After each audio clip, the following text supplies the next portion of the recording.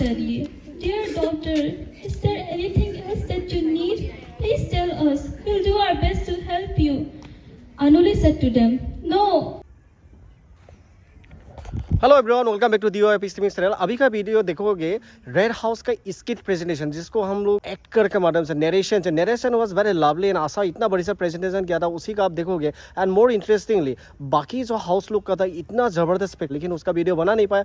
And more about that, इस video में आप देखोगे कि इडू मिश्मी ट्राइब का जो फैब्रिक है, जो ड्रेस कोड है, किस तरीके से बनना शुरू हो गया था, उसी के बारे में देखो। Probably you like the video, let's enjoy the video togetherly.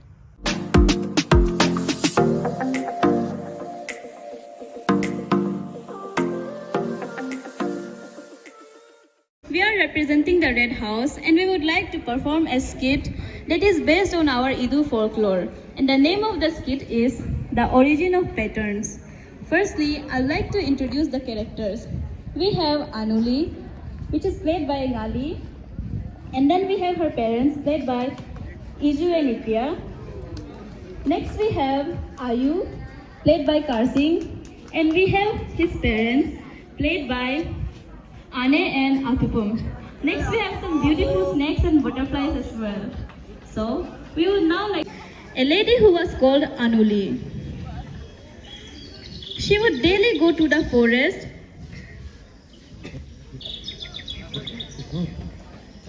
so that she could pick up the firewood. Her beauty and hard-working nature attracted many suitors. One of the suitors in particular, what a beautiful and hard-working woman! I must make her my wife! Woo!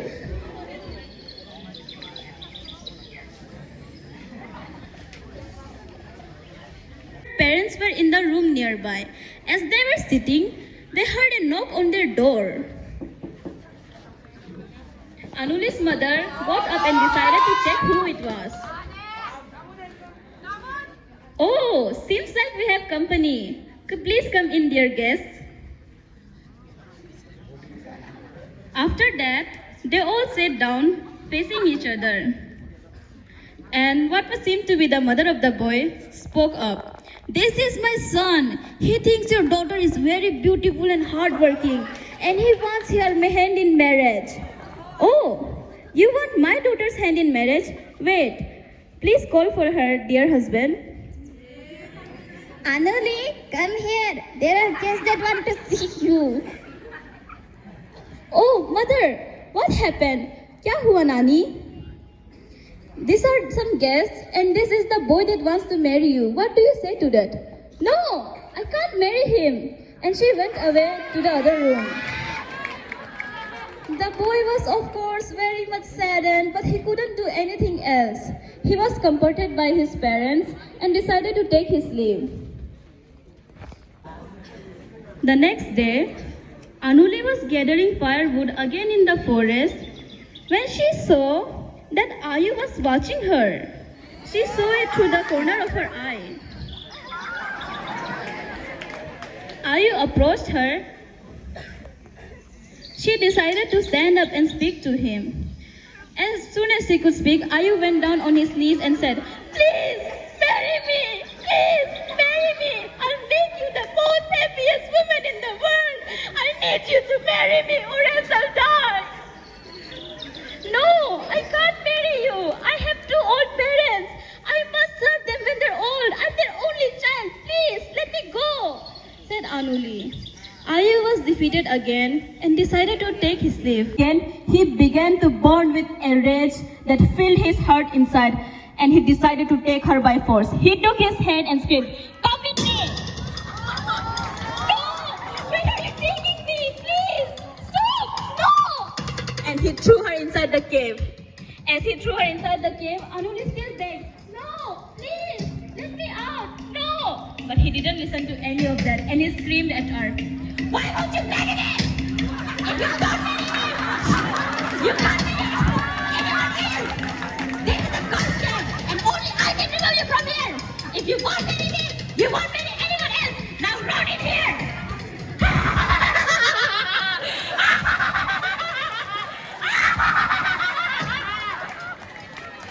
He felt a sense of satisfaction and decided to take his leave. After that, she was left all alone in that cave. She couldn't do anything but just cry. Daddy, Nava, where are you? Please help me. Meanwhile, her parents were extremely worried about her. The mother said, "Where is our daughter? Why hasn't she come home? We must go and find her." "Don't worry, dear. We'll find her. Let's go out searching for her." They decided to scream out her name and call for her. Anuli! Anuli! Anuli! Anuli! The girl heard her parents cry and cried out to them, "Nana! Nani! I am here! Please! Hear my voice!" They saw that their daughter was trapped inside a cave and there was only a little hollow opening through which they could see only her head. They said to her, "Daughter, who did this to you? What happened? Please tell us." Anuli gained her voice and said, "It was Ayu who did this to me." And she explained to her father and mother what had happened. Her father began to boil with rage and he said, What? What did you say he did to you? Wait, I'll go find that hooligan. he stormed away angrily and decided to find him. He went around looking for her but he couldn't find him. Then he was saddened again as he couldn't find the culprit. He went away sadly to his daughter and said, "Dear daughter, please forgive me as I couldn't find your culprit." The daughter said with a shaky voice, "No, it's okay. Nava, Nani, don't worry about me too much. I just need you to bring me some food and water so that I can survive. Please, you must live well now that I'm trapped in here." The mother, of course, didn't want to leave her pure, beautiful daughter inside the cave, and she wasn't agreeing to let go. But she knew that she couldn't starve her daughter. And the parents would bring her rations daily. And Anuli had also started growing used to the life in there. One day, as she was sitting in the cave, bored out of her mind, she noticed something.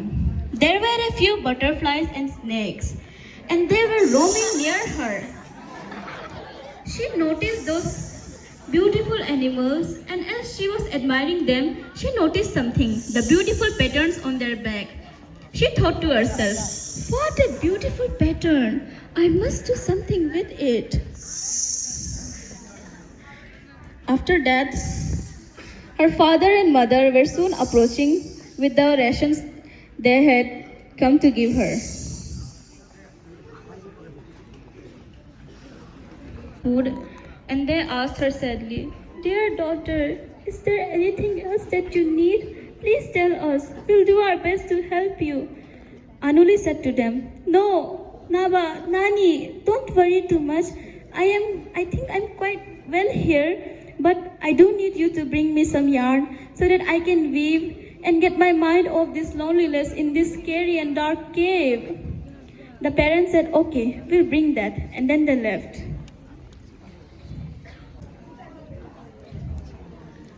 They passed it on to her and said, "Dear daughter, if there's anything you need in the future, please tell us. We'll do our best to help you.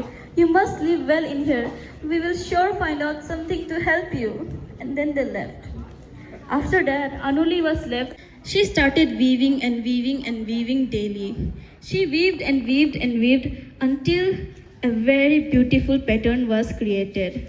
She saw that beautiful pattern, and as she was admiring it, she thought, "Wow, what a beautiful pattern. I'm sure I could sell it and help my parents. After all, they've done so much to help me." Soon, her parents started selling the fabrics that Anuli had made, and they had become quite rich by selling the fabric. Day after day, Anuli would keep weaving Ayu, the man that had trapped her inside the cave. One day, as he was sleeping, what was that? What had happened? Ayu couldn't sleep properly ever since he trapped Anuli inside that cave 5 years ago. He was already very much guilt-ridden, and he didn't know what to do. He couldn't even drink a glass of water because his hands were so shaky that it would always fall down. He knew he couldn't live this way. He had become a ghost of the man that he used to be. He decided to do something about it. This can't be. I can't keep living like this. I must free her. He decided to go near the cave and try to free Anuli. He approached the cave, and then Anuli suddenly heard a knock-like sound on the cave. Who could it be? Anuli thought. What? Who is there? Naba? Nani? Are you there? Oh, why have you come so early today? I thought you supplied me the rations yesterday as well. Are you there? Ayu felt even more and more guilt as he heard her voice, and he thought to himself, what have I done? How could I do this to someone like her? And he decided to free her. He began removing the rocks and digging and digging and digging. He started doing it until the cave had almost collapsed. Soon, the cave had collapsed.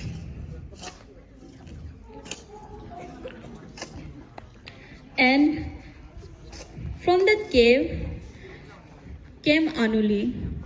Before she could say anything, she was so shocked to see Ayu, the man who had trapped her inside. And before she could say anything, the man went down on his knees. He said, please forgive me. I am so sorry I did that to you. I never meant to do that to you. I'm so sorry. Anuli said to him, no, it's okay, but you must learn. I still can't marry you. I would rather live in that cave for an eternity rather than be married to you. You know I must serve my parents, and I will forgive you. But there's one condition. Tell me, what's the condition? Please. The condition is that you must never show me your face and go so much far away from me that you never think of me. Now, please leave me alone. Okay. And then Ayu left. Soon. Oh, who is it? Who could it be? Anoli! Nani! I'm home! I miss you all so much! Oh, I miss you as well, daughter.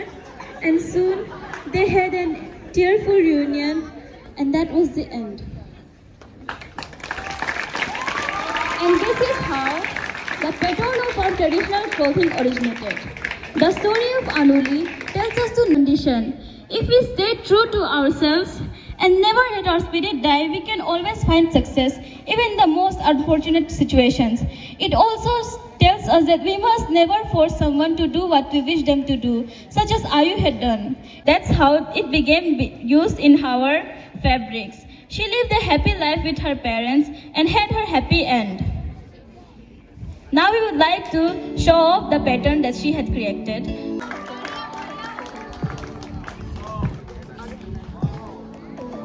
रुको वहीं पे रुको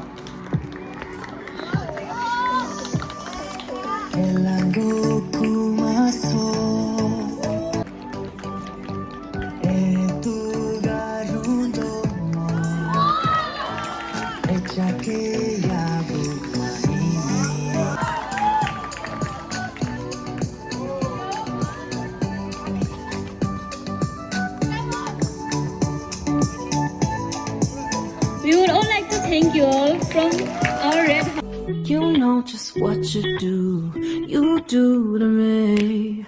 Play my emotions like a pair of puppet strings. Did it ever come